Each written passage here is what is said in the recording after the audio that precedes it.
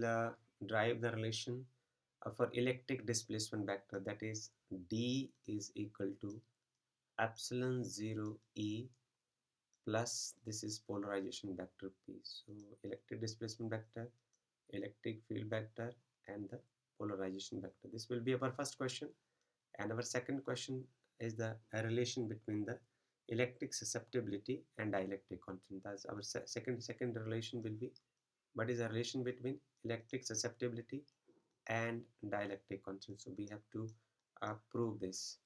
ये जो दो प्रॉब्लम है उसको हम करेंगे. So we'll start with discussing the electric displacement D. So how this quantity arise?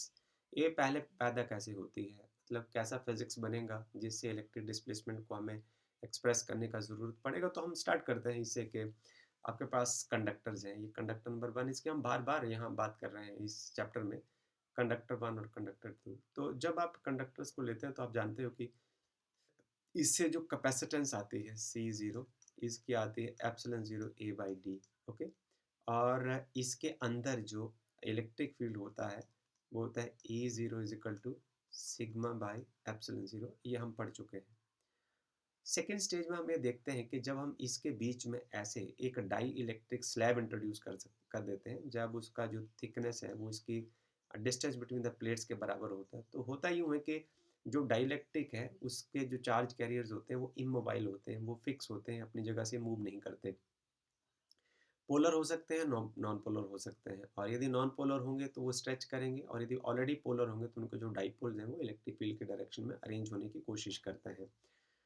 अब जब ये इसके बीच में इनको रखा जाता है तो इनके जैसे जो डाइपोल मूवमेंट है वो सारे नेगेटिव टू पॉजिटिव डायरेक्शन में होता है. जो डायरेक्शन ऑफ डाइपोल मूवमेंट कुछ इस तरीके का हो जाता है.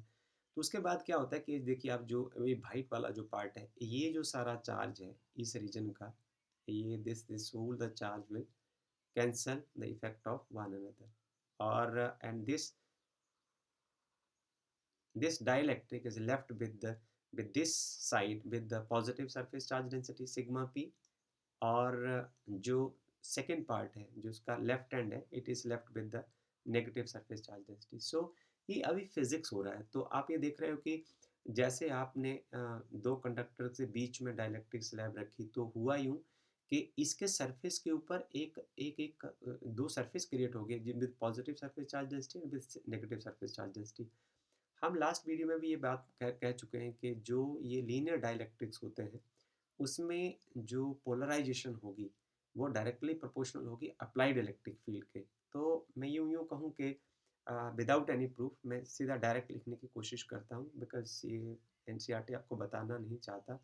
सो सिग्मा पी इतना ही काफ़ी समझते हैं कि इतना आपको पता होना चाहिए कि जो पोलराइजेशन होगी लेफ्ट और राइट हैंड के ऊपर वो होगी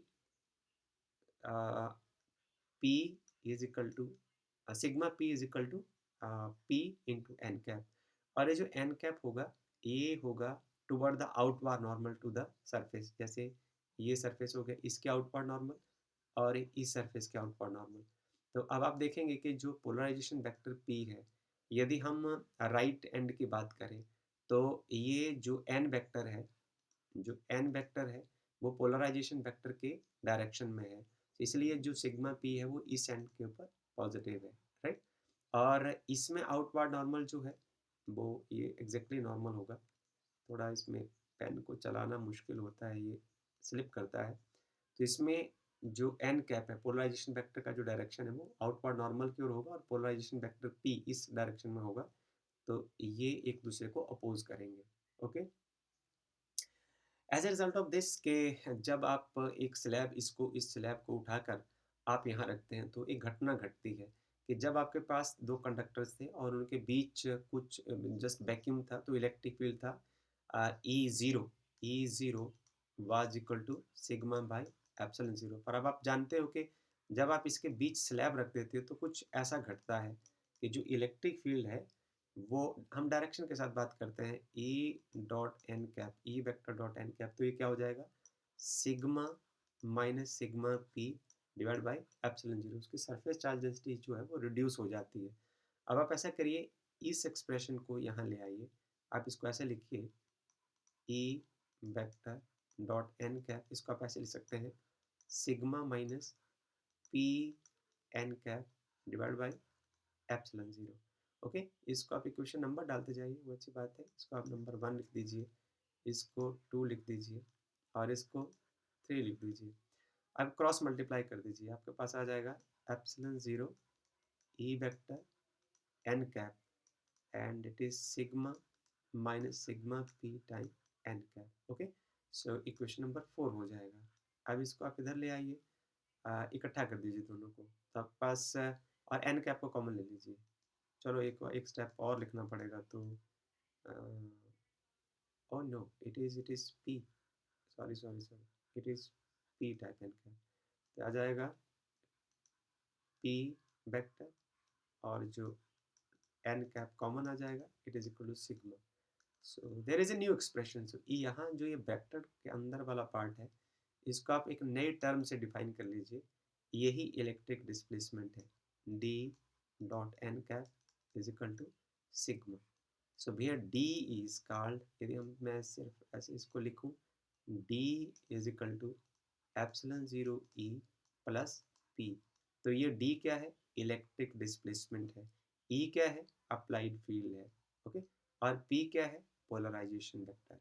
ओके, सो अब आपको सवाल ये है कि आपको कराने की क्या ज़रूरत थी, दिस इज द क्वेश्चन कि हमें इलेक्ट्रिक डिस्प्लेसमेंट डिफाइन करने की क्या ज़रूरत थी। तो इलेक्ट्रिक डिस्प्लेसमेंट का जो सिग्निफिकेंस है कि जब दो प्लेट्स के बीच में वैक्यूम होता है, तो जो role electric field vector E करता है, जब आप डाइलेक्ट्रिक स्लैब इंट्रोड्यूस कर देते हैं, तो वही रोल जो है वो इलेक्ट्रिक डिस्प्लेसमेंट वेक्टर करता है।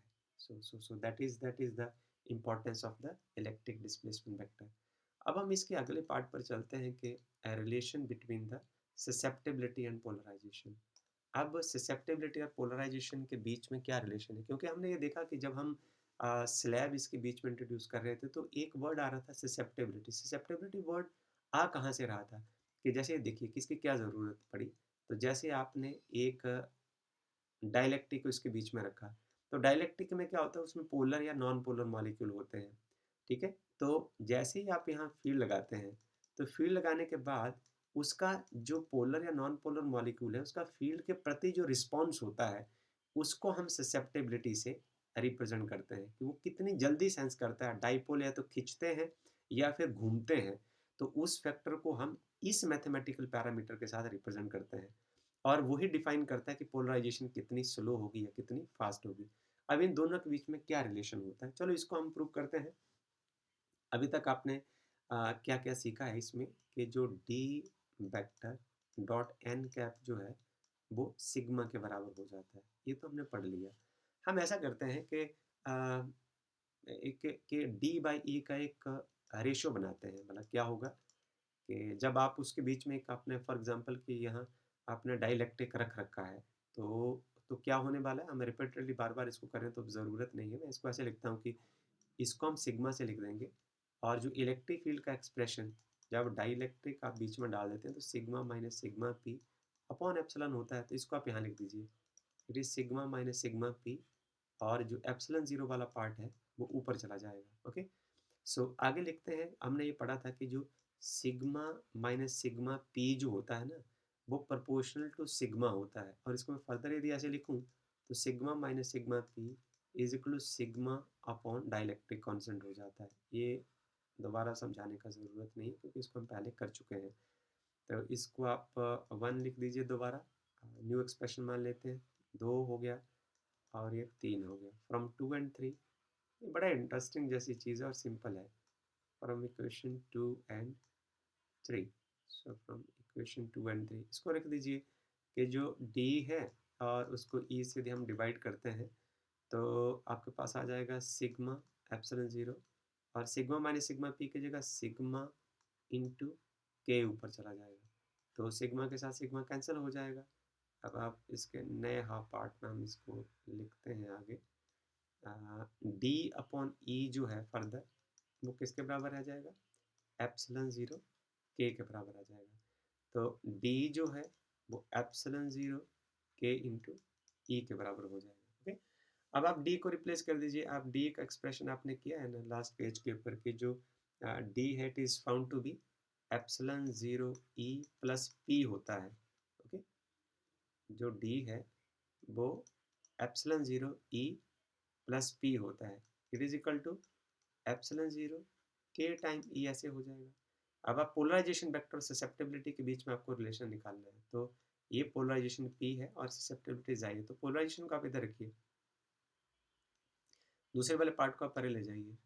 पी क्या हो जाएगा आपके पास, एप्सिलॉन 0 के टाइम ई माइनस एप्सिलॉन 0 ई हो जाएगा।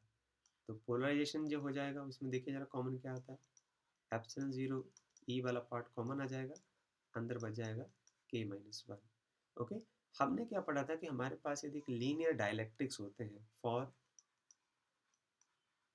पीछे हमने एक पैराग्राफ में पढ़ा था, फॉर लीनियर आइसोट्रोपिक डायलैक्ट्रिक्स,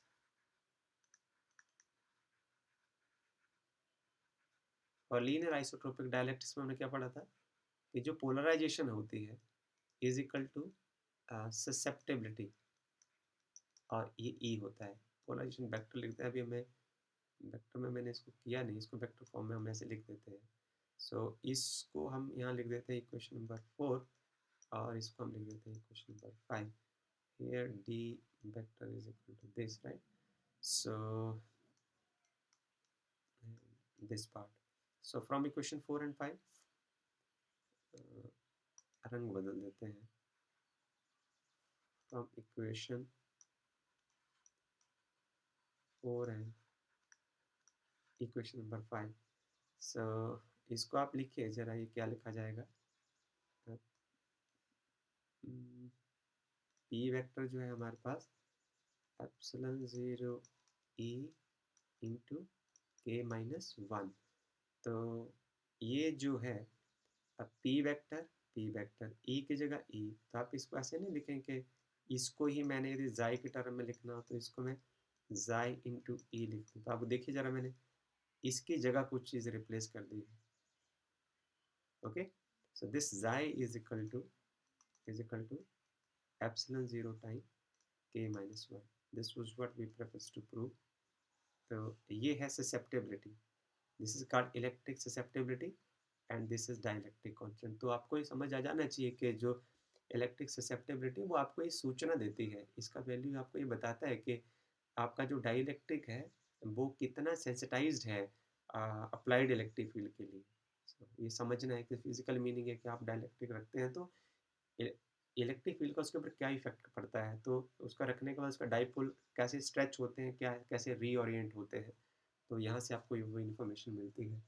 अब हम ऐसा करते हैं कि आपके साथ एक एक प्रॉब्लम सॉल्व करते हैं ताकि आपको इसको अप्लाई करना अच्छे तरीके से आ जाए। So there is a problem, I would like to insert this file for you to understand one problem.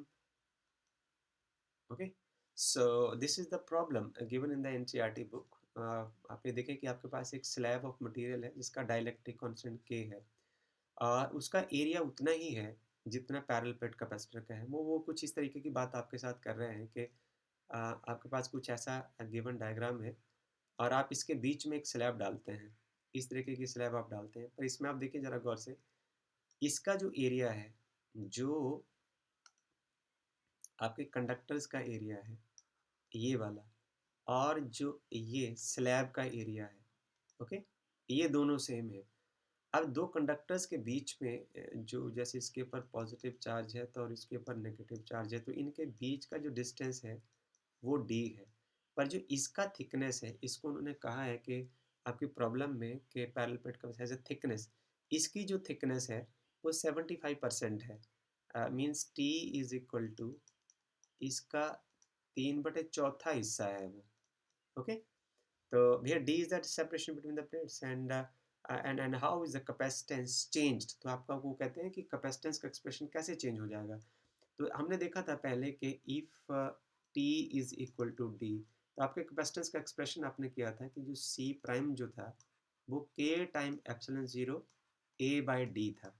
Okay, तो अब हमारा जो आर्टिकल का थोड़ा डिज़ाइन बदला है, तो हम इसको बड़े इंटरेस्टिंग वे से करेंगे कि हम जब हमने कैपेसिटेंस निकालना होता है ना, तो जो कैपेसिटेंस है यहाँ जो निकलेगा वो चार्ज कितना है और पोटेंशियल कितना है, यही तो हमारा तरीका होता है। और पोटेंशियल निकालने के लिए हम क्या करते हैं, इलेक्ट्रिक फील्ड पहले निकाल लेते हैं। जब इलेक्ट्रिक फील्ड निकाल लेते हैं तो इलेक्ट्रिक फील्ड इनटू जो डिस्टेंस है उसके साथ मल्टीप्लाई कर देते हैं। अब आपके पास कुछ रीजन्स हैं कि ये वाला जो रीजन है इसके बीच में तो इलेक्ट्रिक फील्ड ई ज़ीरो है और इसके बीच में भी इलेक्ट्रिक फील्ड ई ज़ीरो है, पर इसमें क्या है, रिड्यूस्ड फील्ड है, E zero minus electric field due to polarization है। तो हम क्या करते हैं कि देखिए हमने यदि इस अरेंजमेंट का पोटेंशियल निकालना है, ओके, आपके पास अब ये अरेंजमेंट है, इसमें ये इस जगह में इलेक्ट्रिक फील्ड ई ज़ीरो है और इसमें reduced value of electric field है। तो ठीक है, हम उस तरीके से पोटेंशियल अरेंज कर देते हैं कि जो पोटेंशियल का वैल्यू होगा, जितनी जगह इलेक्ट्रिक फील्ड ई ज़ीरो है तो उतनी जगह उसकी थिकनेस से मल्टीप्लाई कर देते हैं कि d/4 जो पार्ट है तो उसमें तो भाई डाइलेक्ट्रिक है नहीं, और जो इससे अगले वाला पार्ट है जिसमें इलेक्ट्रिक फील्ड ई है और उसमें थिकनेस कितनी है जो बची, वो है 3d/4। ठीक है, अब आप देखिए कि बी नो दैट, अब आपको थोड़ा सा इनको रिलेट करना है कि बी नो दैट कि जो ये देखो ना, ये डायलैक्ट्रिक कांस्टेंट की टर्म में है एक्सप्रेशन, तो हमारा ये वाला एक्सप्रेशन भी डायलैक्ट्रिक की टर्म में ही होना चाहिए। तो हम डायलैक्ट्रिक की यदि हम डेफिनेशन देखें तो वो होती है, डायलैक्ट्रिक स्ट्रेंथ की डेफिनेशन वो होती है ये, ओके। सो तो ई क्या हो जाएगा, ई हो जाएगा ई ज़ीरो बाई के। तो आप ऐसा करिए, इसको अपने बेसिक एक्सप्रेशन में मिला देते हैं, तो आपका जो पोटेंशियल होगा वो होगा ई ज़ीरो और जितने पार्ट में ई ज़ीरो है और ई ज़ीरो बाई के, और ये आपके पास आ जाएगा डिस्टेंस 3d/4, ओके। अब इसमें हम क्या करें कि निकालना तो पोटेंशियल ही है, तो आप ऐसा करिए कि ये आ जाएगा ई ज़ीरो इंटू d/4, हमने कॉमन निकाल लिया, अंदर बचा यहाँ 1 और ई ज़ीरो d/4 कॉमन आ गया, अंदर बचेगा 3/k आई थिंक, ओके। सो अब पोटेंशियल कितना आ गया, अब आपके पास आ गया ई ज़ीरो d/4 और अंदर आपके पास बचेगा एलसीएम के आ जाएगा और यहाँ k+3 हो जाएगा, ओके। सो उसके बाद है भेयर, आपको पता है ना, यदि जो ई ज़ीरो होता है वो क्या होता है, सिग्मा अपॉन एप्सिलॉन ज़ीरो, और इसको आगे फर्दर तक क्योंकि हमें क्यू अपॉन बी निकालना है ना था, Q upon epsilon zero A आ जाएगा, इसको पुट कर दीजिए यहाँ, v is equal to Q into D upon epsilon zero A 4 constant आगे आ जाएगा और ये वाला पार्ट आपके पास k+3 अपॉन के आ जाएगा इस पार्ट में। सो अब आप क्यू अपॉन वी कर दीजिए, Q upon V, so Q upon V that is capacitance, okay, it's new capacitance. तो जो क्यू का वैल्यू है तो क्यू ऐसे रह जाएगा, नीचे वी का वैल्यू पुट कर दीजिए, तो आपके पास आ जाएगा क्यू इंटू डी और k+3 और नीचे वाले पार्ट को ऊपर लिख दीजिए, कॉन्स्टेंट आगे आ जाएगा, एप्सिलॉन ज़ीरो ए यहाँ आ जाएगा और के यहाँ चला जाएगा, ओके। सो क्यू के साथ क्यू कैंसिल हो जाएगा और ये वाला जो आपका पार्ट है, जो epsilon zero A by D वाला जो पार्ट है, राइट, तो ये सी ज़ीरो है, ये सी ज़ीरो है, we know that is C zero, it is equal to C zero. तो आप इसको ऐसा लिख सकते हैं 4k upon k+3, okay, k+3 time C zero. तो आपने क्या देखा कि जो कैपेसिटेंस है वो ऐसे करके चेंज हो गई है, 4 time k upon k+3 into C zero. So जो बेरिड प्रॉब्लम्स हैं उसको आप अटेम्प्ट जरूर करें, आपको एक आइडिया यहाँ से मिल जाता है, उसके बाद आप जितनी तरह की समस्याएं खुद हल करेंगे उतना ही आपका आगे जो दिमाग है वो क्रिएटिव होता चला जाएगा और आप अच्छी अच्छी प्रॉब्लम को सॉल्व कर लेंगे। और इस उम्मीद के साथ इसको अब क्लोज कर रहा हूँ कि आपको जो ये प्रॉब्लम है और ये सारा समझ आ गया होगा। बाकी अब हम नेक्स्ट वीडियो में फिर आगे बात करेंगे। धन्यवाद।